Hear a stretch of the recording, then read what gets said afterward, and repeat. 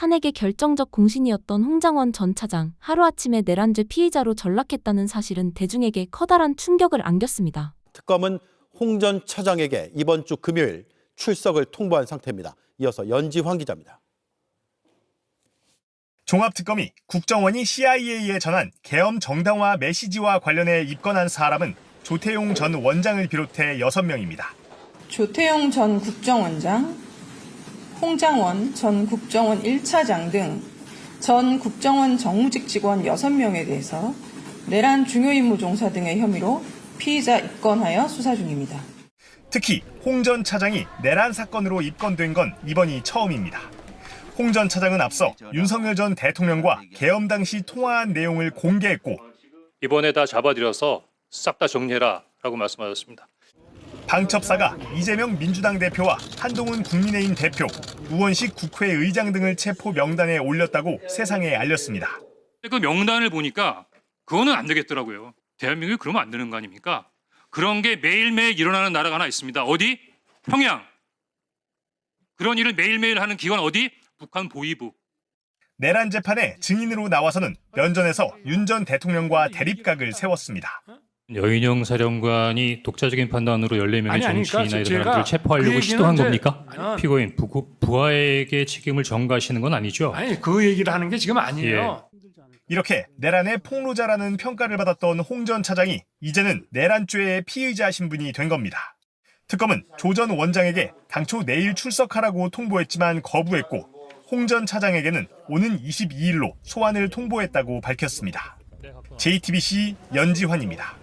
JTBC 뉴스룸을 시청해 주셔서 고맙습니다. 저희는 저녁 6시 30분 뉴스룸에서 뵙겠습니다. 국정원이 CIA에도 보낸 거야. CIA. 근데 이 내용이랑 비슷하대. 근데 이 내용이 어떻게 작성이 됐냐? 김태효가 불러줬다는 거야. 김태효가 국정원에다가 이렇게 보내라. 이렇게 보내라 내용을 불러줬대. 그래서 그 국정원 직원이 그런 진술을 한 거야 이번에. 그래서 알려졌는데 이 과정에 연루가 된 사람들 이번에 피의자로 입건이 됐는데 그 가운데 홍장원 전 국정원 1차장도 포함이 되어 있었습니다. 그래서 많은 분들이 지금 충격을 받고 있는데요. 홍장원 1차장이 12월 5일에 김태효하고 나눈 텔레그램이 이번에 공개가 됐어요. 그 내용을 소개를 해주시겠습니까? 국힘 탄핵 반대 당론이 나왔고 윤석열이 대국민 담화를 하신다니 천재 1호의 기회. 국민의 절반은 우리 편이라는 내용의 텔레그램을 김태효에게 보낸 겁니다. 그렇습니다. 그래서 특검은 이 기간에 국정원이 미국에 메시지를 보낸 것으로 파악을 하고 있고 거기에 홍장원 1차장도 연루가 된 것으로 지금 의심을 하고 있는 상황입니다. 이게 이제 수사가 계속 진행이 될 텐데 수사 결과 어떤 내용이 나오든 홍장원 1차장에 대한 고마움은 저는 잊지 않을 겁니다. 왜냐하면 우리가 계엄을 극복하는 과정에서 많은 도움을 줬으니까. 일관성 있는 진술과. 하지만 여기에 뭐 깊이 연루가 됐다면 그것까지 우리가 또 응원할 수는 없는 거 아니겠습니까? 그렇습니다. 관련 내용 혹시 뭐 아시는 부분이 있을까요? 오늘 오전에 특검 갔다 왔는데 제가 봤을 때 수사 잘못하고 있는 것 같아요. 그래요? 특검에서 이거 지금 언론에 나왔던 CIA 이거 내용 있잖아요. 보고받은 적 없으세요?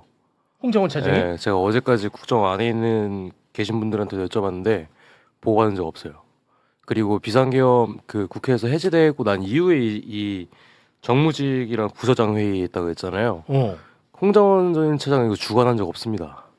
조태용이 지시한 내용이에요. 조태용이요? 조태용이. 조태용도 이번에 입건되긴 했습니다. 네네. 근데 제가 봤을 때 일단은 제가 뭐 특검 쪽으로부터 전해 듣고 국정원 쪽에도 여러 차례 크로스 체크를 해봤는데 한 달 전에 어쨌든 원 압수수색을 하고 관계자 40여 명 조사를 했다 그랬잖아요. 그래서 이 중에서 30여 명 정도가 참고인이에요.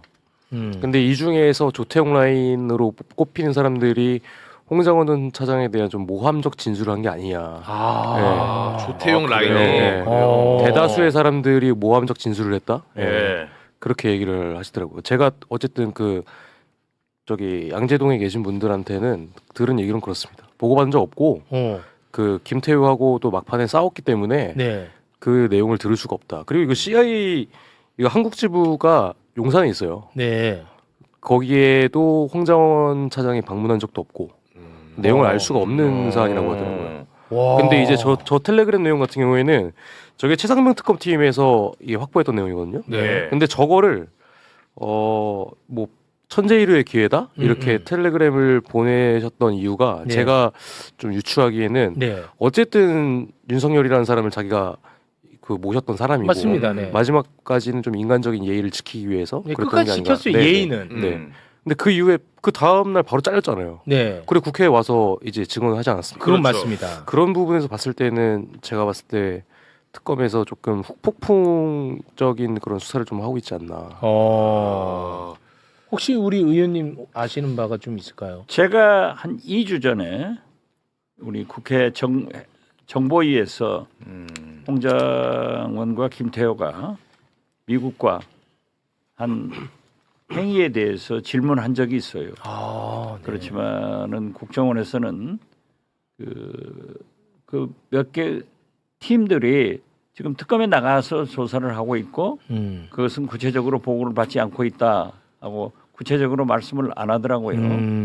그런데 저도 조금 다른 얘기를 특검 측으로부터 들은 것은 상당하니 홍장원이 미국과의 관계, 김태호하고 연락해서 관계가 있다. 이렇게 얘기를 들었거든요. 오늘 이제 우리 조 기자한테 처음 들었는데 네네네. 어떻게 됐든 홍장원은 8월 14일 대한독립 만세를 부른 거예요. 네. 독립지사로 볼 수가 있어요. 음. 자기가 아무리 잘못했다 하더라도 네네. 대한독립 만세를 불렀기 때문에 16일 아니고 14일 날 부른 사람. 그렇죠. 14일 날. 그 16일 날 부르면 그건 그건 안 되고. 독립지사가 아니죠. 네. 그래서 정상은 참작할 여지가 있다. 여지가 있지만은 이 내용은 조금 더 특검의 발표를 보아야 될 거예요. 그래야 되겠네요. 저도 그쪽 사람들을 만나기로 했다가 지금 지방선거니까 당신들하고 만났다가는 오해의 소지가 있으니까 만나지 말자. 네. 지방선거 끝나고 만나자 했는데 아무튼 썸띵은 있는 것 같아요. 요건 좀 신중하게 저희가 봐야겠군요. 신중하게 접근해야 요건 신중하게 접근해야 될 것 같아요. 조마조마한 마음으로 다들 보고 그러나 있고. 홍장원 1차장에 대해서는 저도 제가 잘났고 복직 요원하는 것을 제가 안 됐거든요. 네. 나쁜 짓을 많이 한 사람이에요. 또 이 해외 공작금 연루도 있고 그렇지만 그것은 밝힐 필요가 없는데 어떻게 됐든 8월 14일 대한독립 만세를 불렸다 하면은 저는 과거에 그 전에 잘못이 있다 하더라도 네. 상당히 정상을 참작할 필요가 있다. 네. 독립지사의 예우를 해도 된다. 음. 이런 생각을 하는데 조금 더 특검의 수사 결과를 좀 지켜봐야겠고. 지켜보면 제가 듣는 것하고는 조금 다른 것 같아요. 그리고 이제 하나 더 말씀드리고 네. 싶은 게 예. 그 저희가 지금까지 언급했던 내용 중에서 개헌 버스가 2차 겸 가능성이 있는 거 아니야? 그 얘기를 했었잖아요. 그렇습니다. 근데 이 그 국정원 안에서 정무직이랑 이 부서장 회의도 국회 본회의 그 해제가 되고 나서 했어요. 그러니까 이 회의조차도 2차 겸으로 국정원이 이게 동원되려고 했던 게 아니냐. 특검에서도 좀 그렇게 보고 있는 것 같아요. 그리고 여기서 이제 중앙합동정보조사팀 5개조로 30명을 파견 보내려고 했고 계엄사 합수본에 총 국정원 인원 80명을 이제 파견 보려고 했던 것 같은데 이 부분에 대해서 홍창님은 반대를 하셨던 걸로 저는 알고 있습니다. 그렇습니까? 예, 예. 그러니까 부서장 회의를 만약에 참석을 하셨다면 하실 수밖에 없어요. 직급이 애초에 그 정도 되어 있고 대통령이라던가 원장의 지시가 있었기 때문에. 근데 거기서 선제적으로 본인이 이 회의를 개최했냐? 그건 아닙니다. 조태용이 지시한 내용입니다. 그거는 명확하게. 근데 어쨌든 특검에서 그 방금 의원님께서 말씀하셨던 것처럼 제가 들었던 내용도 홍장원 차장은 미국과의 관계를 끊으려고 했던 사람은 아니에요. 그건 아니고. 근데 다만 뭐 계엄이라던가 이런 불법적인 위법적인 이런 그런 것들이 국회에서 본인이 증언을 상당히 많이 했었는데 그러면 국정원이 계엄에 이런 내란 행위에 동원되는 거에 애초부터 그러면 아예 좀 거리감을 좀 멀리 두고 행동을 했냐 잘 모르겠습니다. 그 부분까지는. 그건 안 될 수도 있어요. 그건 국정원은 제가 원장을 해봐서 알지만 네. 상명하복이에요. 아. 그렇기 때문에 대통령과 원장이 지시하는 것은 차장도 일종의 원장의 입장에서 볼 때는 실무자 취급합니다. 그분들이 쫙 내려가니까 거기에 김태효라는 이 작자가 많은 잘못을 하고 있는데 네. 이게 지금 안 나타나고 있는 거죠. 그러나 이번 2차 특검에서 김태효를 정조준하고 있는 것 같아요. 네. 그리고 수사팀도 거기를 보고 있으니까 이번에 잘 밝혀지리라고 보는데 홍장은 독자적으로는 그런지 못할 거예요. 대통령이 시키든지 지시가 혹은 있었지 않겠느냐. 조태영 국정원장이 시키든지 하죠. 좀 그런 걱정이 있더라고요. 이제 2차 종합특검이 내란 부분에 대해서 추가 수사를 통해서 밝히고자 하는 부분이 1차 때 못 갔던 부분들 있잖아요. 그러니까 1차 때는 현장에 출동한 부대들, 수방사, 특전사, 그다음에 방첩사, 그다음에 육군본부, 수뇌부 뭐 이쪽을 중심으로 군을 예를 들면 수사를 했다 그러면 네. 당시에 합참은 뭐였냐, 국방부는 뭐였냐, 안보실은 뭐였냐, 국정원은 뭐였냐 이게 다 빠져 있었거든요. 그렇습니다. 그러니까 2차 종합특검은 그걸 볼 수밖에 없고 지금 방첩사 같은 데도 미리부터 준비했다는 흔적들이 막 나오고 있잖아요. 그렇죠. 그러면 국정원과 안보실은 미리부터 준비를 안 하고 가만히 있었겠냐. 그렇지. 그 부분들을 많이 살피는 것 같아요. 예. 그런 흔적들이 좀 보이는 것 아니 같아요. 그러니까 저도 속고 그렇지. 우리 국회 법사위원들이 다 속았는데 707 부대장 있잖아요. 김현태. 예, 김영태 얼마나 국회에 나와서 정의로웠어요. 아, 출마했잖아요. 네. 그런데 싹 김현태. 나중에 보니까 진짜 그러니까. 나쁜 네. 액션이었어요. 김현태는- 다들 일공수에도 한잔 막 울었잖아. 네. 나중에 보면 지가 다 지시한 거고. 그렇죠. 아니 근데 의원님 김현태는 왜 안 잡아가는 거예요? 글쎄 나도 모르겠어요. 그 특검들이 하는 일이라 그런데 뭐 아무튼 정치권에서 특검을 뭐 간섭할 수는 없지만은 나중에 이제 다 나오죠. 예. 아니 나는 이 자체가 나는 지금 받아들일 수가 없어요. 실제로 걔는 출동을 했던 개헌군인데 때려부시고 들어온 다 때려부시고 맨 했던 애인데 처음에는 국방부 검찰단에서 구속을 했어야 되는데 예. 김동혁이가 구속영장 청구를 안 한 거고 네. 맨 처음에는 네. 그 다음에는 내란 주요 임무 종사로 기소가 돼버렸기 때문에 이제 법원으로 구속 권한이 넘어가는 거예요. 그래서 특검이 신청을 했다고 법원에다가 네. 그렇게 되는데 법원이 반응을 안 해요 지금. 와 이거를 그런 걸 제쳐줘요. 이거를 어떻게 받아들이냐는 거야 나는. 선거 나왔어 지금. 근데 이게 받아들일 수가 정확하게 없어요. 정말. 그 아직도 밖에 있다는 게. 아. 제가 들었는데 이제 그 특전사 동기들이나 선후배들이 김현태를 만나서 얘기를 했답니다. 정신 차려라. 예. 그러니까 네가 지금 이게 하는 짓이 부대와 부하들한테 지금 엄청난 불명예를 주고 있다. 그건 맞습니다. 김현태가 내가 살 길은 이거밖에 없다. 나는 요렇게 가야 된다. 내가 살 길은 그러더라는 거예요. 살 길이 죽을 길이죠. 그러니까 길이야. 이제 생각이 얼마나 짧습니까? 네.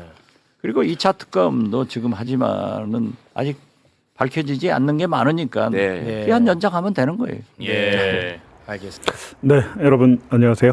오늘 원래 예정이 없었는데 이런저런 이슈들이 좀 터져가지고 매봉쇼를 하게 됐습니다. 한 2시까지만 매불쇼 시작은 한 2시까지만 할 텐데요. 저희 오프 더 레코드 채널에서 키운 두 기자가 있죠. 탐사 루키.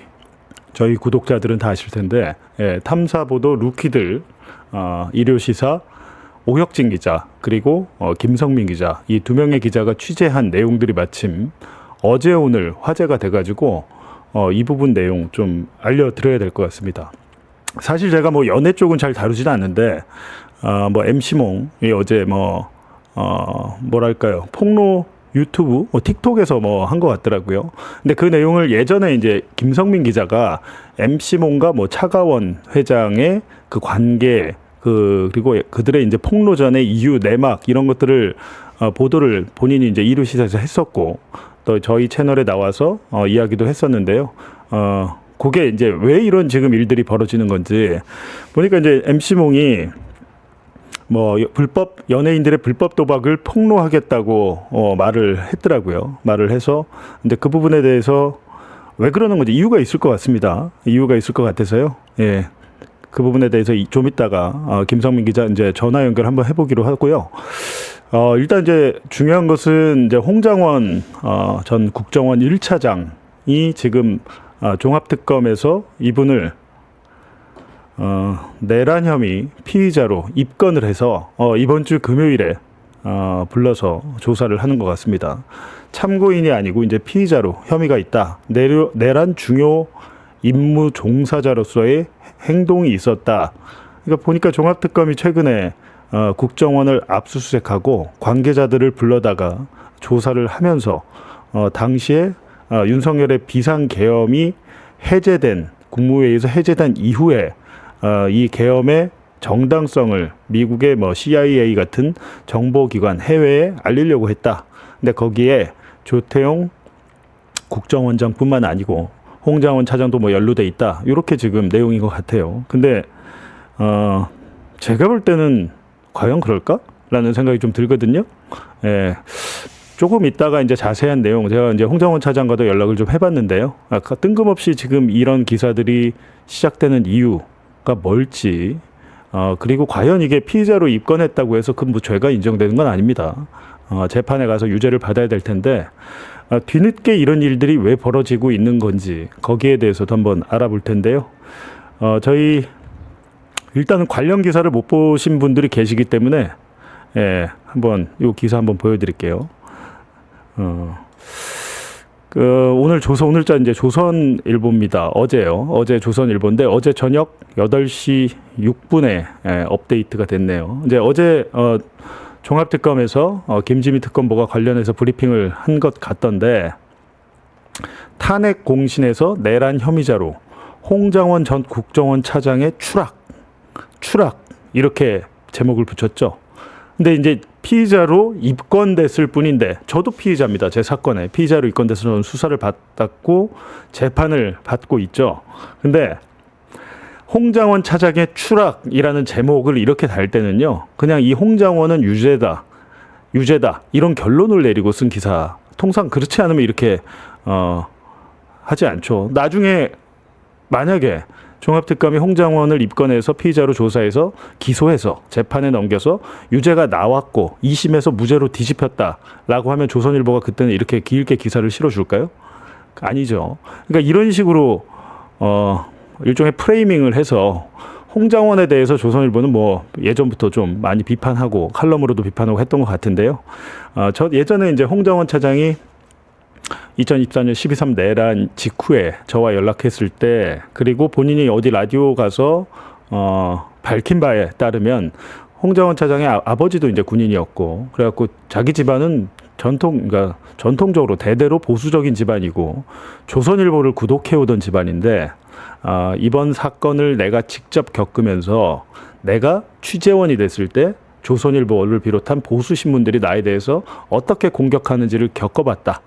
라는 겁니다. 조선일보 이제 끊었겠죠. 예, 조선일보 끊었는데 어찌됐든 조선일보는 저렇게 했고 당시에 연락했을 때 저는 뉴스타파 기자였잖아요. 근데 나중에 이제 어느 정도 시간이 지나고 저희 뉴스타파 김용진, 한상진, 봉지욱이 나오는 다큐멘터리 영화 압수수색을 홍장원 차장이 부인분과 아내분과 이제 관람을 하셨대요. 관람을 하고 나서 본인이 이 언론에 대해서 잘못된 인식을 가지고 살아온 것 같다. 예, 미안하다고 영화를 보고 나서 그렇게 느꼈다. 잘 봤다. 이렇게 영화 감상평도 말씀을 하신 적이 있는데요. 어제 뜬금없이 얘기가 나와서 이제 제가 한번 연락을 해봤습니다. 어떻게 된 일인지라고 했는데 홍장원 차장의 반응, 입장은 조금 있다가 제가 전해드리기로 하고 그 전에 이 기사를 이제 잠깐 보겠습니다. 예, 홍장원을 특검에 입건해 수사 중이고 곽종근 아시죠? 특전사령관도 비슷한 처지로 전락했다. 이런 얘기입니다. 근데 홍장원과 곽종근은 윤석열 내란 무기징역을 이끌어낸 결정적인 증언자 2명입니다. 가장 어떻게 보면 유죄를 이끌어낸 공이 많은 증언자들이죠. 근데 중요 증언자들을 공격해서 어떻게 보면 윤석열의 내란 재판을 흔들려고 하는 게 아닌가. 이제 2심에 들어갔잖아요. 기사를 보면 2차 종합특검이 조태영 전 국가정보원장과 홍장원 전 국정원 1차장을 내란 중요 임무 종사 입건에 수사 중이라고 18일 밝혔다. 그 내용이 뭐냐면 특검은 윤석열이 12.3 비상계엄 직후 미국 미국 등 우방국의 계엄을 정당화하는 메시지를 전달하려 했고 당시 국정원이 여기에 관여했다고 의심하고 있다. 의심하고 있죠. 밝혔고 의심했고 피의자로 입건했고. 근데 제목은 홍장원 추락 이렇게 단정적으로 적었습니다. 그리고 이제 사진도 이렇게 볼 때 신문을 여러분이 보실 때 기사를 보실 때 지금 이 홍장원 차장의 얼굴 표정을 보십시오. 홍장원의 추락이라고 제목을 달아놓고 이런 사진을 씁니다. 예. 사진이 엄청 많겠죠. 홍장원 차장 사진이 많은데 이런 사진을 썼을 때는 뭐랄까요? 좀 이렇게 비웃고 비꼬는 듯한 그런 의도가 아니었을까. 저는 오랫동안 기자 생활을 한 사람의 입장으로서 이런 하나하나의 것들이 다 기자의 의도가 들어가 있다라는 겁니다. 이제 특검이 브리핑에서 조태용과 홍장원 등 국정원 정무직 출신 6명을 내란 중요 임무 종사 혐의로 입건해 수사하고 있다고 밝혔다. 지난달 국정원 서버를 압수수색하고 관계자 40여 명을 조사한 결과 비상계엄 당시 조 전 원장이 윤석열을 만난 뒤 국정원에서 정무직 회의와 부서장 회의를 진행한 사실을 확인했다고 했다라는 겁니다. 근데 홍장원 차장이 그 국정원 1차장인데 해외 파트, 이제 공작 파트거든요. 거기 이제 책임자인데 국정원이 미국 등 카운터 파트인 미국 중앙정보국 CIA를 접촉해 계엄을 옹호하는 취지의 메시지를 전달하려고 시도한 정황을 포착한 것으로 알려졌다. 이건 특검이 이제 발표한 내용이겠죠. 예, 이렇게 돼 있고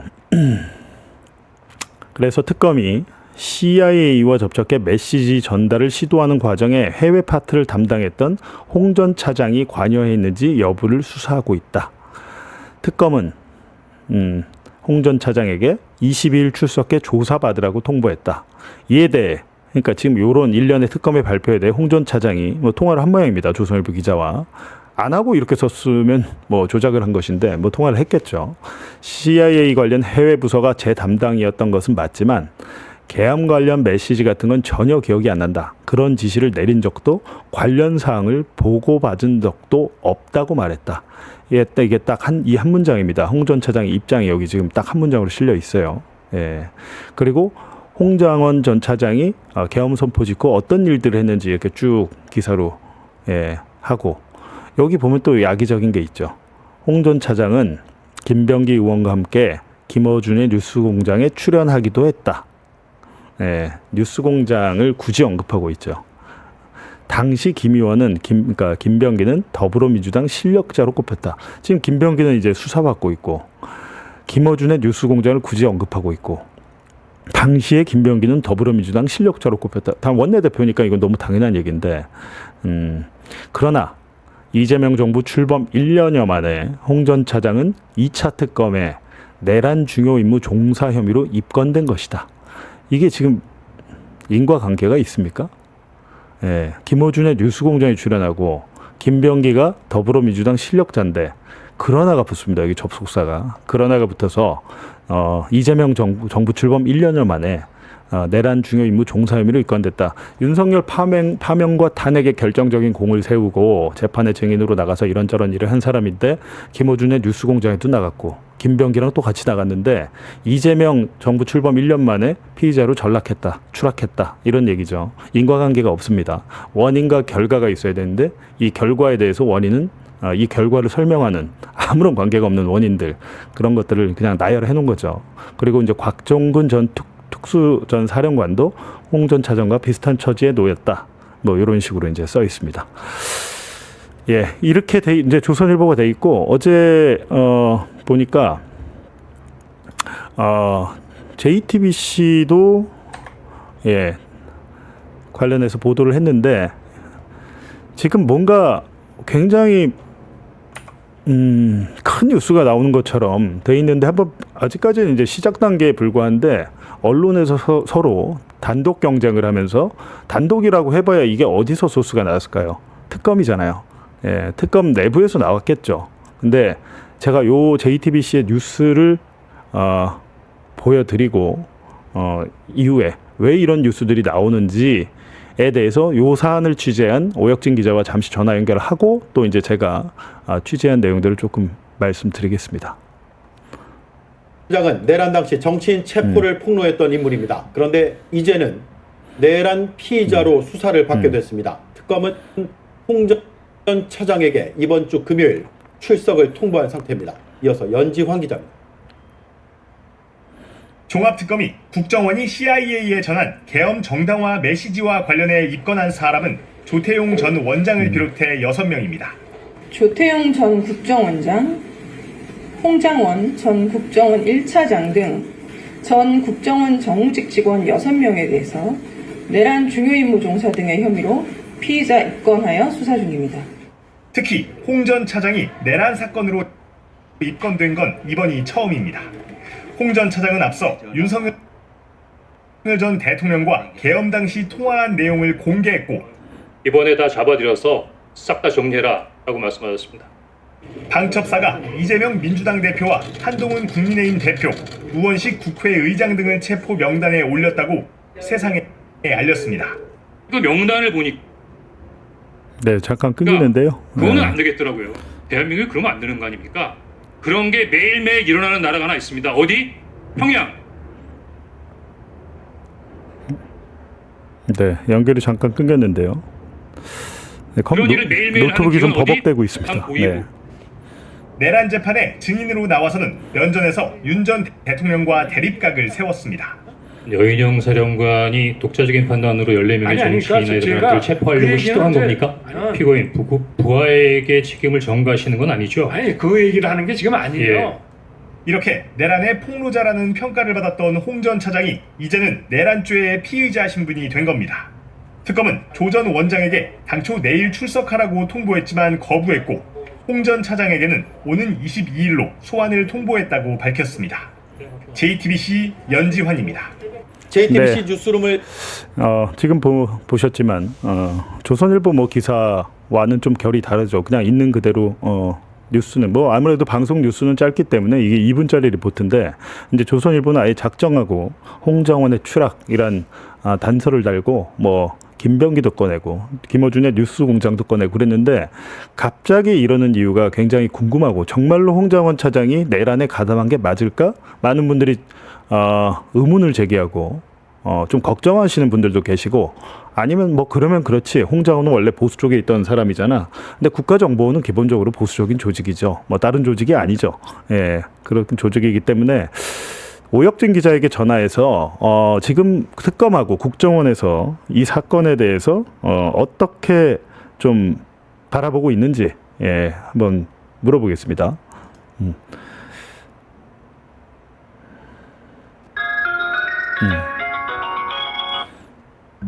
네, 선배. 오 기자. 네네네. 네, 지금 방송 중인데요. 아, 네. 우리가 또 방송이니까 네. 존중해서 존댓말을 써야죠. 아, 네, 알겠습니다. 네. 그 오혁진 기자 지금 네. 홍장원 차장이 어떻게 보면 지난 12.3 내란에서 결정적인 재판에 나가서 증언을 하고 이런 것 때문에 어떻게 보면 팬클럽도 생기고 굉장히 인기가 많아졌잖아. 네네네네. 예, 근데 그렇게 됐는데 갑자기 지금 이런 뉴스가 왜 나오는 거예요? 제가 안 그래도 오늘 오전에 특검 갔다 왔거든요. 예. 네, 근데 좀 얘기를 좀 들어봤는데 제가 구체적으로 종합특검에서 어떤 걸 포착해가지고 수사를 했는지는 못 들었어요. 네. 근데 시청해 주셔서 고맙습니다. 저희는 네, 죄송합니다. 네. 한 달 전에 특검에서 이제 국정원 서버를 대대적으로 압수수색을 하고 그렇죠. 네, 35명 정도 불렀더라고요. 35명 국가정보원 관계자들을. 네. 근데 이제 전현직이 포함됐는데. 네. 어쨌든 그 홍장원 차장이 관리했던 그 부서 해외 파트, 그러니까 이게 1차장 산하의 그 여러 부서국이 있잖아요. 네. 거기서 이제 뭐 실제로 CIA 측하고 접촉을 했던 사람들, CIA. 네. 그다음에 그 내란 사태 때 합수본이 구성되려고 했을 때, 국정원에서 파견을 가려고 했던 사람들, 이렇게 좀 나눠서 불렀던 것 같아요. 네. 근데 그 중에서 그 홍장원 차장을 좀 모함하려고 하는 그런 진술이 좀 섞여 있는 것 같아요, 보니까. 그러니까 홍장원을 싫어하는 국정원 내부 관계자가 좀 있다. 모함이라고 하는 거는 이제 좀 없는 사실을 얘기하면서 아니면 있는 사실도 비틀어서 진술하고 뭐 그런 모양이네요. 네. 그래서 아니 그래도 아무리 그래도 그렇지 이게 국정원법 위반 같은 경우에는 그렇다 치고 내란 중요임무 종사로까지 입건을 해버리려면 어느 정도 뚜렷한 정황이 있어야 되잖아요. 근데 제가 어제까지 지금 이제 국정원 안에 계신 분들하고도 얘기를 좀 나눠봤는데 홍장원 차장은 CIA의 그런 계엄은 합리적이었다, 뭐 정당했다, 뭐 이런 메시지를 보고받은 적이 없어요. 그럼 지금 홍 전 차장이 조선일보에 보니까 한 줄 입장을 밝혔던데 내가 뭐 CIA 측에 전달하거나 그런 것들을 보고받은 기억이 없다 이렇게 지금 답변을 했거든요. 네. 그게 맞아요. 그러니까 물론 그 비상계엄 상황 때 이제 보니까 김태효가 지시를 했더라고요. 김태효가. 네, 신원식 실장은 그 내부 사정을 잘 모르고 김태효가 조태용한테 연락을 해서 조태용이 홍장원 차장에게 연락을 해서 그 정무직 회의를 진행을 하고 지금 이제 그 부서장 회의가 이제 그 계엄사에다가 우리 국정원 사람들 그 수사 몇 국에 얼마나 몇 명 파견 보내다 이런 회의거든요. 그리고 앞으로 뭐 대통령 지시사항에 따라서 어떻게 해야 될지를 논의하는 그런 회의인데 그 부서장 회의나 정무직 회의를 주관하고 회의에 참석하는 건 당연한 거예요. 당연하죠. 차장인데. 근데 이제 그 회의를 주관하고 참석했다는 게 국회에서 그 비상계엄 해제가 된 이유거든요. 그러면 이것 또한 2차 계엄으로 볼 것이냐? 그러니까 2차 계엄을 하려는 시도 중에 하나다. 뭐 그렇게 그건 특검의 생각이죠. 그래서 근데 제가 봤을 때는 그거 좀 오류인 것 같고. 근데 어쨌든 제일 확실한 거는 제가 이제 특검 측에다가 좀 취재를 해서 이제 전해 들은 얘기는 특검에 진술한 국정원 요원들 중에서 뚜렷한 것들이 발견이 돼서 입건을 하게 됐다는 겁니다. 뚜렷한 게 그러니까 진술이네요 이게, 그죠? 어떤 맞습니다. 물증이 아니고 40여 명을 불러다 조사했는데 그중 일부에게서 홍장원 전 차장 관련 혐의에 관련해서 구체적인 뭐 진술이 나오다. 이 특검 얘기는 이거죠 지금. 그건데 또 국정원 측을 취재한 바로는 일부 인원들이 홍 전 차장을 모함한 것 같다. 그러니까 홍 전 차장에 대한 호불호는 굉장히 강하다고 들었어요. 맞아요. 평가가 갈리는 것처럼 그런 식으로 생각을 하는 사람들이 좀 있는 것 같아요. 그러니까 가장 쉽게 들을 수 있는 예시가 그 정보사의 그 박민우 준장님 관련해서도 내란 특검에 그랬죠. 제보가 몇 개 들어갔던 적이 있거든요. 근데 결론적으로 수사를 해가지고 무혐의 처분이 나왔던 것처럼. 그걸 또 수사했어요. 별건인데. 근데 그렇게 특검은 특검법에 규정된 것만 해야지 거기서 인지했다고 그걸 다 하려고 하면 누가 거기서 제보를 하고 할까요? 그죠? 근데 내사를 했는데 어쨌든 수사가 아니라 내사를 했는데 이제 제보가 들어온 만큼의 내용이 사실관계 확인이 안 돼서 어쨌든 혐의 없음으로 종결을 했죠. 근데 약간 그런 스탠스이지 않을까. 지금 이제 홍장원 차장을 이제 입건을 한 게 좀 그렇게 보여집니다. 그렇구나. 지금 뭐 관련해서 기사 좀 준비하고 있나요? 네, 안 그래도 저희 홍장원 차장님한테 연락을 드리려고 했는데 제가 아직 알고 있는 내용이 조금 부족해가지고 조금 더 취재를 해본 다음에 연락을 드리려고 합니다. 전에 연락해 본 적 있어요? 몇 번 선배 이름 팔고 그랬었죠. 아니 뭐 나도 뭐 그냥 그랬는데 어찌됐든 굉장히 많은 언론사의 기자들이 전화를 하긴 할 텐데 그래도 오혁진 기자 기사를 계속 보신 것 같으니까 연락 한번 해서 금요일 날 보니까 특검에서 홍장원 차장 소환했잖아요. 그 전에 조태용 국정원장을 먼저 부르고 그게 이제 홍 전 차장을 불렀는데 금요일 날 한번 봐서 좀 취재된 내용이 있으면 TBS 그 봉지욱의 봉인의 제 라디오 라디오에 한번 나와주시기 바랍니다. 알겠습니다. 그리고 뭐 방송 중에라도 새롭게 취재되는 거 있으면 좀 연락을 주세요. 알겠습니다. 네, 고맙습니다. 알겠습니다. 오혁진 기자였습니다. 지금 뭐 들으셨죠? 들으셨죠? 지금 뭐 구체적으로 혐의가 뭐 밝혀진 건 없고 국가정보원 관계자를 이제 서버를 압수하고 뭔가 이제 비상계엄 해제가 되고 나서 국정원에서 정무직 회의, 그러니까 약간 간부들 회의를 했는데 거기서 뭐 2차 계엄을 시도하려고 하는 행위 중에 하나를 했다. 그리고 미국 등 우방국 CIA나 우방국 정보기관에 계엄의 정당성을 알리려는 역할을 했다. 그거에 관한 보고를 홍장원 전 차장이 직접 받고 거기 또 관여를 하고 뭐 지시를 했다. 지금 언론에는 이렇게 나와 있는데 현실은 그렇지 않습니다. 제가 왜 이 오혁진 기자를 연결했냐면 제가 취재한 내용도 비슷합니다. 국정원 내부에서 홍 전 차장은 원래 뭐랄까 홍 전 차장을 따르는 분들이 있고 홍 전 차장을 싫어하는 분들도 있습니다. 호불호가 굉장히 강한 분이에요. 많은 후배들이 이렇게 다 따르고 그런 게 아니고 원래 성격이 강직하고 좀 대쪽 같으면 그런 게 좀 있잖아요. 예, 저도 약간 회사에서 그런 타입인데 저 되게 싫어하는 사람 많습니다. 절반은 저 좋아하고 절반은 저 싫어하는 사람 많아요. 왜냐하면 이제 타협을 잘 하지 않거나 아니면 후배들을 계속 일을 하게 돌리거나 하면 좋은 소리 못 듣겠죠. 근데 아마 제 생각에는 이번에 조사하는 과정에서 특검이 이렇게 판단을 하고 심지어 브리핑까지 한 것은 이유가 있습니다. 지금 2차 종합특검이 출범 며칠이 된지 아세요? 지금 조금 있으면 60일이에요. 예, 특검이 기한이 조금 있으면 만료됩니다. 그리고 2번 연장을 할 수 있어요. 30일씩 2번. 그럼 총 120일을 수사할 수 있는데 지금 여러분 잘 모르시겠지만 120일을 다 한다고 하더라도 지금 절반이 온 거예요. 특검의 운영 기간의 절반이 왔는데 2차 종합특검이 지금 어떤 성과를 냈나요? 기억하시는 게 있으세요? 없죠. 예, 2차 특검이 지금 거의 맹탕입니다. 맹탕인데 절반은 온 시점에서 뭔가 성과를 좀 발표해야 될 압박을 느끼지 않았을까, 본인들 스스로도. 내부와 외부의 압박이 있지 않았을까.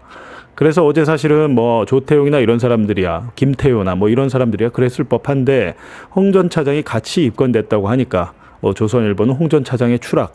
그리고 보니까 지금 JTBC 뉴스는 홍 전 차장의 반론을 한마디도 안 실었네요. 이렇게 하면 안 되겠죠. 예. 아무래도 이제 뭐 다른 분들은 모르겠지만 여기서 가장 핵심이 되는 게 제목도 지금 다 홍장원을 뽑고 있잖아요. 제목을 그렇게 뽑았으면 당사자한테는 반론을 받아야죠.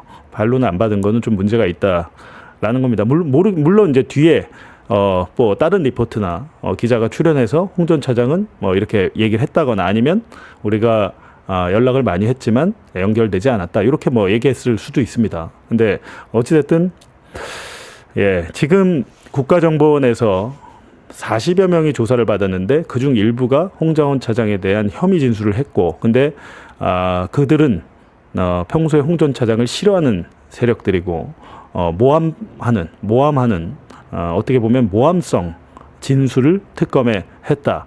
사실은 그래서 이걸 수사를 해봐야 홍 전 차장은 기소하기 어렵다는 게 지금 국가정보원 내부의 분위기예요.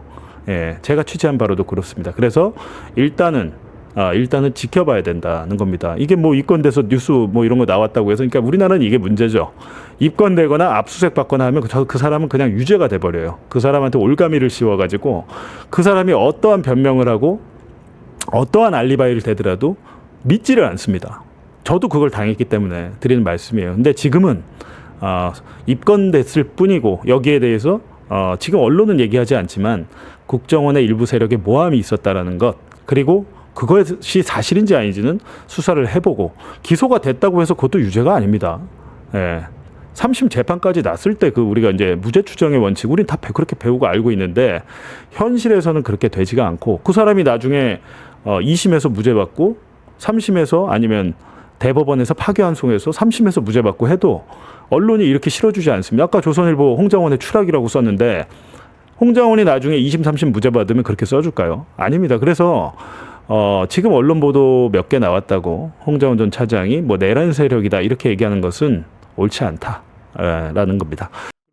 그러나 이 화려한 프레임 뒤에는 종합특검의 조급증과 국정원 내부 세력의 추악한 보복성이 기다리고 있습니다. 수사 기한 만료 압박에 직면한 특검이 성과를 쥐어짜내기 위해 무리한 언론 플레이를 감행한 셈이죠. 여기에 평소 그를 적대시하던 내부 밀고자들이 확인되지 않은 모함성 진술을 던지며 덫을 놨다고 내부 관계자들은 폭로했습니다.